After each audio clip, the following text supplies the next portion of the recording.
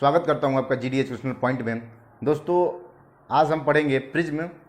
प्रकाश का जो अपवर्तन का चैप्टर चल रहा था, हमारा प्रकाश के अपवर्तन का तीसरा आपका ये पार्ट है।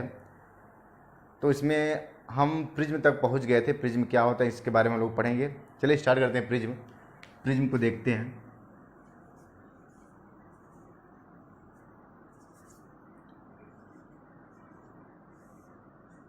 प्रिज्म इसका इंग्लिश है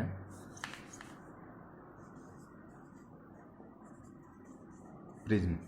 देखिए प्रिज्म क्या होता है, जो किन्हीं दो असमांतर पृष्ठों के बीच एक पारदर्शी माध्यम होता है। वो पारदर्शी माध्यम कैसा होता है?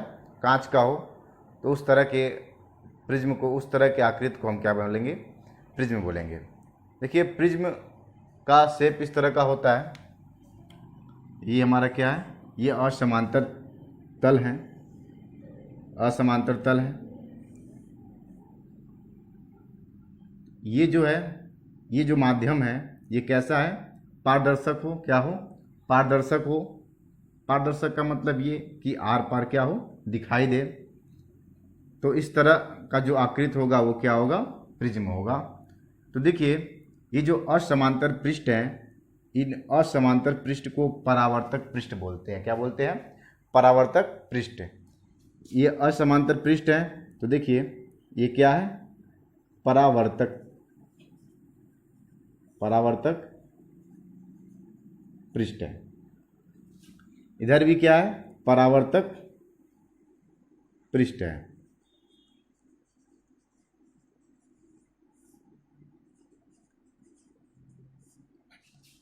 ये हमारा क्या है? परावर्तक पृष्ठ है। अब इन दो पृष्ठों के बीच जो कोण बनता है वो क्या कहलाता है? प्रिज्म कोण। क्या कहलाएगा? प्रिज्म कोण। तो देखिए प्रिज्म कोण यहाँ पे जो ए है उसी से सेम आप इसको डिनोट कर सकते हैं। तो यहाँ पे प्रिज्म कोण लिख देते हैं। आप प्रॉपर नोट्स बनाते चलिएगा। प्रिज्म कोण, इसको हम क्या बोलेंगे? प्रिज्म कोण।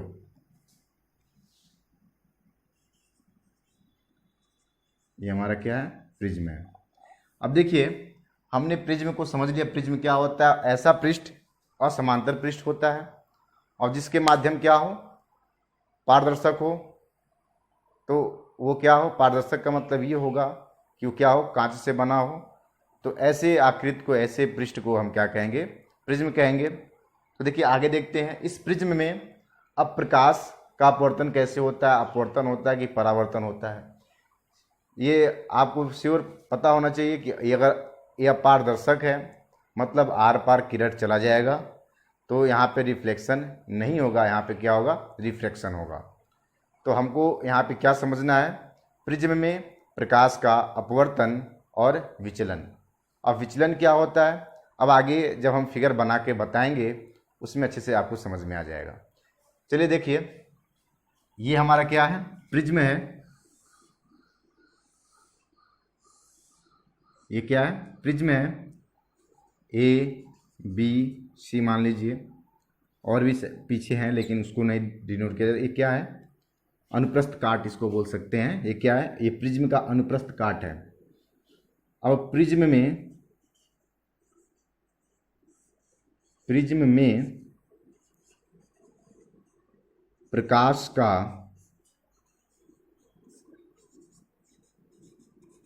अपवर्तन, प्रिज्म में प्रकाश का अपवर्तन कैसे होगा आइए समझते हैं।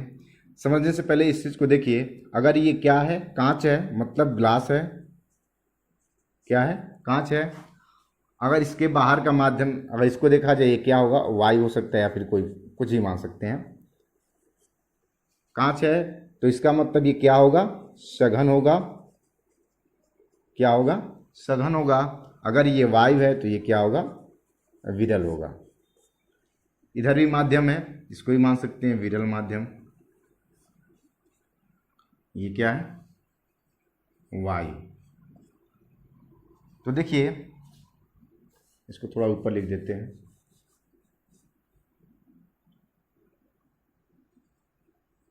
वायु है, ये विरल है।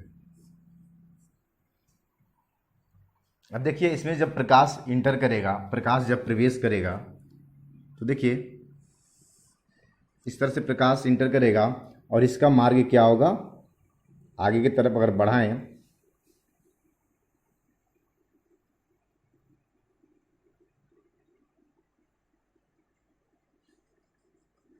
ये इसका मार्ग है। इस प्रकाश का मार्ग ये है, लेकिन आप जानते हैं हम लोग क्या पढ़ रहे हैं, अपवर्तन। अपवर्तन का मतलब अपने मार्ग से विचलित होना। अगर कोई प्रकाश की किरण है वो अपने मार्ग से विचलित होती है तो अब श्योर है कि वहाँ पर क्या हो रहा है, प्रकाश का अपवर्तन हो रहा है। तो देखिए हमने बताया था अगर कोई ये दो माध्यमों के बीच का ये क्या है, एक पृष्ठ है, क्या है, ये एक बॉर्डर मान सकते हैं, एक सीमा है। इन दोनों माध्यमों के बीच का क्या है, सीमा है। तो इस पर हम क्या करेंगे, एक अभिलंब खींचेंगे। क्या करेंगे, अभिलंब खींचेंगे। देखिए ये अभिलंब है, इसका अभिलंब खींचेंगे तो विरल माध्यम से जब सघन माध्यम में आएगा प्रकाश तो क्या होगा, विरल माध्यम से जब सघन माध्यम में आएगा तो हम जानते हैं प्रकाश अपने मार्ग से क्या हो जाएगा, विचलित होगा, लेकिन अभिलंब की तरफ झुकेगा। क्या होगा, अभिलंब की तरफ झुकेगा। इस तरह से प्रकाश इंटर किया। अब देखिए अभिलंब और जो आपतित किरण है इनके बीच का कोण क्या होगा, आई होगा। क्या होगा, आई होगा। इंटर कर रही है। अब देखिए प्रकाश अब यहाँ तक पहुँचा है। अब देखिए प्रकाश कहाँ से कहाँ जा रही है, अब सघन माध्यम से विरल माध्यम में जा रही है। तो प्रकाश किस तरह से बाहर जाएगी, अब किधर जाएगी, अब देखते हैं इसको। इसका मार्ग तो यही है, इसका मार्ग ये है। अब इस पर हम क्या करेंगे, एक अभिलंब खींचेंगे। क्या करेंगे, अभिलंब खींचेंगे। तो यहाँ से अभिलंब ले लेते हैं जो क्या करे, 90 अंश का कोण बनाए। ये अभिलंब है इसका। हमने यहाँ क्या देखा, जब प्रकाश विरल माध्यम से सघन माध्यम में आ रही तो अपने मार्ग से विचलित, मतलब क्या हो रही है, अभिलंब की तरफ झुक जा रही है। यहाँ पर क्या होगा, अभिलंब से क्या हो जाएगी, दूर हो जाएगी। इसका मतलब ये जो अभिलंब है तो अभिलंब की तरफ ना झुककर किधर चला जाएगा, तो इसका मार्ग है। एक मिनट थोड़ा सा देख लेते हैं। सही है, क्या होगा, ये इधर ऐसे अभिलंब है, अभिलंब से दूर हो जाएगा। अभिलंब से क्या होगा, दूर होगा। इस तरह से प्रकाश निकल जाएगी। अब देखिए हमने प्रकाश को किस तरह से देखा, प्रिज्म में कैसे प्रवेश करता है, प्रवेश करने के बाद किधर झुकता है और इससे बाहर जब निकलता है तो किधर जाता है। यहाँ पे देखा विरल माध्यम से सघन माध्यम में आई तो अपने मार्ग से विचलित, तो मतलब किधर जाएगी, अभिलंब की तरफ झुक गई। अब जब यहाँ से बाहर निकले तो अभिलंब से दूर हो जा रही है। तो देखिए अब हम देखते हैं प्रिज्म कोण। तो आप जानते हैं, देखिए इन दोनों परावर्तक तलों के बीच जो कोण बनता है ये क्या होता है, प्रिज्म कोण होता है। अब देखिए इनके बीच जो एक कोण बनेगा, क्या बनेगा, एक कोण बनेगा, वो क्या होगा, आर। क्या होगा, आर। यहाँ पर क्या कोण बनेगा, आर कोण बनेगा। अब देखिए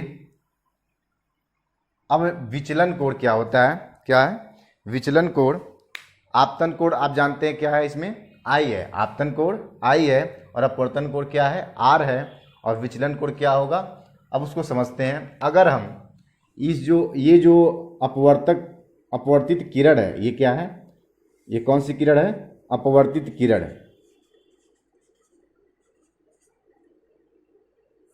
लिख लीजिएगा इसको, अपवर्तित किरण। तो अगर अपवर्तित किरण को पीछे की तरफ हम बढ़ाते हैं,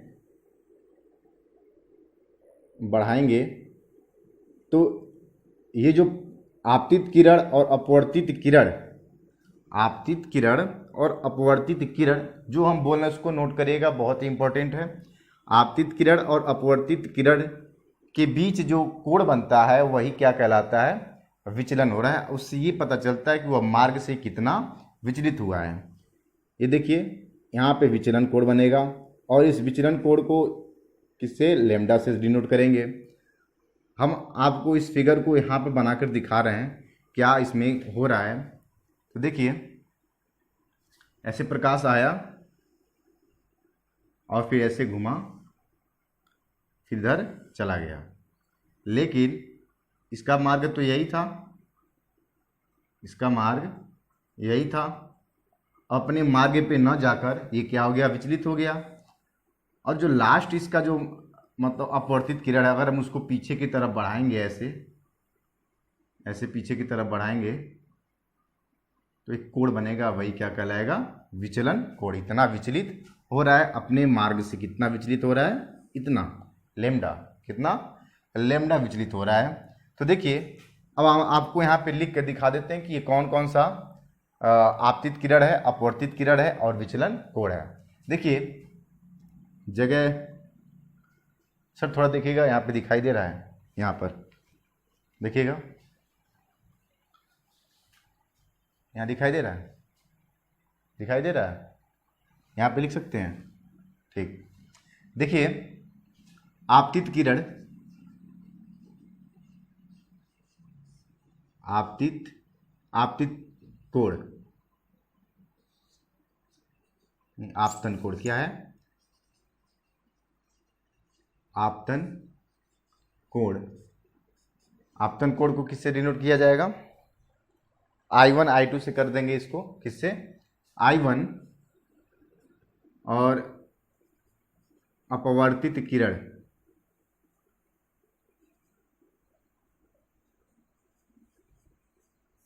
अपवर्तित कोण क्या होगा, R2 होगा। और यहाँ पे विचलन कोण क्या है, विचलन कोण, विचलन कोण को इससे डिनोट करेंगे लैम्डा से। और आप जानते हैं ये जो कोण है यही क्या कहलाता है, प्रिज्म कोण कहलाता है, प्रिज्म कोण। तो ये आपको समझना बहुत ज़रूरी था, क्योंकि इससे संबंधित कुछ फार्मूले बनेंगे। उस फार्मूला है जो उसको आंकिक प्रश्न दिए जाएंगे, उस फार्मूले के माध्यम से हम लोग कुछ प्रश्न को भी समझेंगे। और ये आपका बहुत ही हेल्पफुल होगा जब आप न्यूमेरिकल लगाएंगे, तो आप उसमें दिया जाएगा कि प्रिज्म कोण दिया है, विचलन कोण दिया है, आपतन कोण दिया है, अपवर्तन कोण दिया है। अब आपको जब ये पता ही नहीं रहेगा कि विचलन कोण क्या होता है, प्रिज्म कोण क्या होता है, नहीं पता रहेगा तो आप नहीं कर पाएंगे। तो इसलिए आपको जानना बहुत जरूरी। स्टार्ट करते हैं, अब आगे देखते हैं प्रिज्म का जो न्यूनतम विचलन कोण है। प्रिज्म का न्यूनतम, प्रिज्म का जो न्यूनतम विचलन है, विचलन और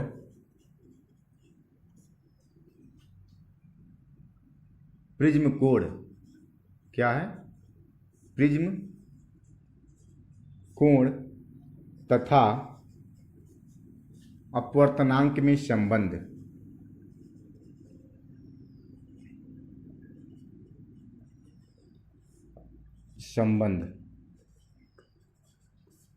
अब देख लेते हैं प्रिज्म का जो न्यूनतम विचलन और प्रिज्म कोण तथा अपवर्तनांक में संबंध।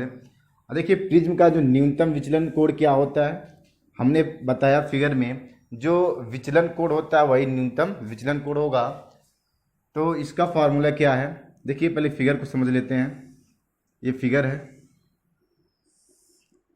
फिगर में हमने बताया था ये क्या है, प्रकाश ऐसे आया, ये अभिलंब है, तो इधर गया और इस पर भी अभिलंब है, और ये अपने मार्ग से क्या हो जाएगा, विचलित होगा।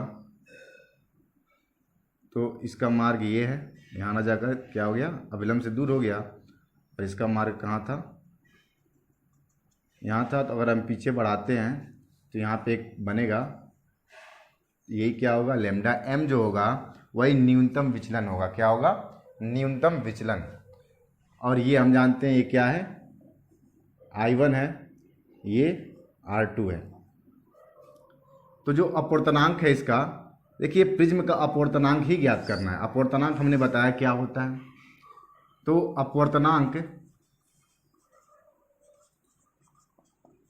अपवर्तनांक को हम n से डिनोट करते हैं। तो n, इस प्रिज्म का अपवर्तनांक हमको निकालना हो तो देखिए क्या होगा, साइन ए जो है ये क्या है, प्रिज्म कोण है। क्या है ये, क्या है, प्रिज्म कोण। अपवर्तनांक को n से डिनोट करेंगे और न्यूनतम विचलन को लैम्डा m से डिनोट करेंगे। a plus lambda m by 2, ये क्या होगा, साइन a बाई 2। ये आपका फार्मूला है। इसी फार्मूले पे हम लोग कुछ क्वेश्चन को सॉल्व करेंगे। इसको अच्छे से याद कर लीजिएगा। हमको लगता है आपको समझ में आ गया होगा। अपवर्तनांक n, अगर हमको प्रिज्म का अपवर्तनांक निकालना हो तो n से डिनोट करेंगे। n हमारा अपवर्तनांक है, sine a plus lambda m by 2 whole by sine a by 2। ये फार्मूला होगा। अब देखिए इससे बेस कुछ क्वेश्चन बताते हैं। अब आपकी स्क्रीन पे क्वेश्चन आ रहा होगा, उस क्वेश्चन को देखिए। दिया हुआ है एक प्रिज्म के पदार्थ का अपवर्तनांक। कोई प्रिज्म है, उस प्रिज्म का जो अपवर्तनांक है दिया हुआ है, क्या है, हमें ज्ञात करना है। फिर से देख लेते हैं। एक प्रिज्म के पदार्थ का अपवर्तनांक ज्ञात कीजिए। यदि प्रिज्म का कोण 60 अंश क्या हो, 60 अंश तथा न्यूनतम विचलन कोण 40 अंश हो। यहाँ पे क्वेश्चन में क्या दिया हुआ है, प्रिज्म का जो कोण है, इसको हम इरेज कर दे रहे हैं। जो प्रिज्म का कोण है, प्रिज्म का कोण को हम किससे डिनोट करते हैं, ए से। ये कितना दिया हुआ है, 60 अंश। और क्या दिया हुआ है, न्यूनतम विचलन कोण। न्यूनतम मतलब ये लैम्डा, ये मिनिमम दिया हुआ है, मिनिमम। इससे अच्छा कि डायरेक्ट हम m लिखें तो समझ में आ जाएगा, न्यूनतम।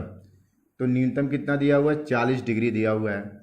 ये दो वैल्यू दिए हुए हैं, इनको हम पुट करेंगे इसमें, इस फार्मूले में। तो अपवर्तनांक पूछ रहा है प्रश्न में, क्या पूछ रहा है, अपवर्तनांक ही तो पूछ रहा है। तो n इक्वल क्या है, साइन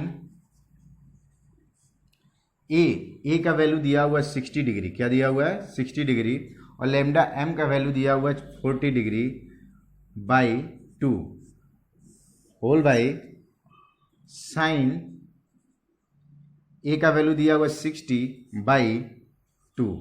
अब पूरे को सॉल्व करेंगे। n इक्वल क्या हमारा मिलेगा, ये साइन, ये 60 40 100 होगा, 100 का हाफ क्या होगा, 50 होगा। तो डायरेक्ट लिखेंगे साइन 50 डिग्री बाई साइन 30, कितना होगा, 30 डिग्री। अब देखिए क्वेश्चन में देख लीजिएगा एक बार ध्यान से। क्वेश्चन में क्या दिया हुआ है, साइन 30 का वैल्यू दिया हुआ है। आप जानते हैं हमको पूरा उसको सॉल्व करना, 0.5 ही होगा, 1/2 है तो उसको हम सॉल्व करेंगे, 0.5 होगा। लेकिन हमको 50 का वैल्यू नहीं पता रहेगा, तो दिया हुआ है इसमें क्वेश्चन में 0.7660। क्या दिया हुआ है, देखिए 0.7660 दिया हुआ है। और हमको पता है साइन 30 अंश का मान कितना होता है, 1/2 होता है। लेकिन ये पूरा सॉल्व करने के बाद हमको 0.5 मिलेगा। और इसको हल करेंगे तो कितना मिलेगा, 1.532। ये हमारा आंसर होगा। ये क्या हम निकाले, ये क्या अपवर्तनांक निकाले। अपवर्तनांक इसका कितना है, प्रिज्म का। अब देखिए इससे क्या समझ में आ रहा है, अगर कोई प्रिज्म क्या हो, अगर कोई प्रिज्म के बीच जो एंगल बन रहा हो, कितने एंगल का, 60 डिग्री का। कितना, 60 डिग्री का। और उसमें जो प्रकाश इंटर करेगा, उनके बीच जो विचलन होगा, आपतित किरण और अपवर्तित किरण के बीच जो अपवर्तनांक जो निकलेगा, वो विचलन होगा, वो कितना हो, 40 डिग्री हो। तो उस तरह के प्रिज्म का जो अपवर्तनांक होगा कितना होगा, 1.532। इस तरह से इस क्वेश्चन को हमने सॉल्व किया, और भी क्वेश्चन दे दिए जाएंगे और आपको डिस्क्रिप्शन में सारे के सारे नोट्स मिलेंगे इस चैप्टर का। अभी तक तो नहीं अपलोड किया गया, लेकिन अब अपलोड कर दिया जाएगा कल या परसों में। तो आपको प्रॉपर नोट दिया जाएगा और कुछ क्वेश्चन भी दिए जाएंगे। अगर क्वेश्चन सॉल्व नहीं होते हैं तो आप प्लीज़ कमेंट करिएगा, कमेंट करके आप क्वेश्चन को भेज सकते हैं, और भेजने के बाद मैं आप लोग अच्छे से सॉल्व करा देंगे। हो सकता है अगर अधिक से अधिक क्वेश्चन अगर आ गया तो उसका एक स्पेशल क्लास बन जाएगा। जो क्वेश्चन नहीं हल हो रहे हैं तो आपको पूरा का पूरा प्रॉपर PDF मिलेगा, आप डिस्क्रिप्शन में जाइएगा, उसका लिंक मिलेगा आपको। तो दोस्तों आज बस यहीं तक। अगर वीडियो पसंद आया हो तो प्लीज़ लाइक करिए, चैनल पे नए हैं तो चैनल को सब्सक्राइब करिए, और हाँ, शेयर करना ना भूलें। जहाँ हो सके ट्विटर हो, क्या बोलते हैं, फेसबुक हो, इंस्टाग्राम हो, आपका व्हाट्सएप है, उसमें जितने ग्रुप हैं उसमें शेयर करिए। जहाँ तक आप लोग शेयर करेंगे तो अपने क्लासमेट या आपके साथ जो भी बच्चे पढ़ते रहे होंगे उनको भी तो कुछ नॉलेज होना चाहिए इससे।